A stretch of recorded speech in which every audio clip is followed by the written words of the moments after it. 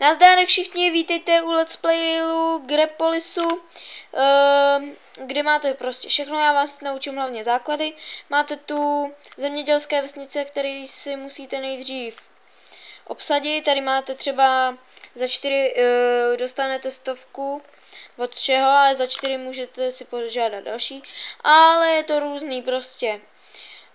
Pojmenujete si svoji osadu tady, jestli to požadujete za osadu.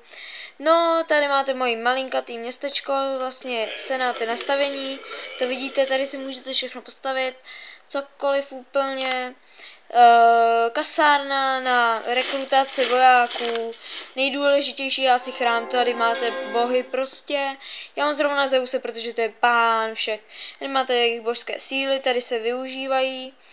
A je to docela dobrý, protože blesk poškodí třeba tomu hráči jednu budovu. No tak já nevím, co vám ještě ukázat, jsou tam jejich jednotky a potom tam budete mít i akademii. A tady budete mít potom všechny ty vojáky, který budete moct. A můžete potom i ty kyklopy, minotaura, jsou prostě jakoby k tomu bohovi. Ale nejdřív se musíte postavit tu akademii, jak jsem říkal.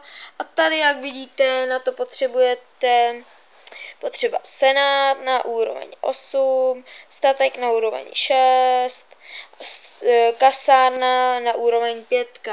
A nemám dostatek surovin, takže by mi to bylo stejně na nic. No, tak tady to vidíte prostě všechno. A je to. S Bohem, nazdar, děkuji, že jste mě poslouchali.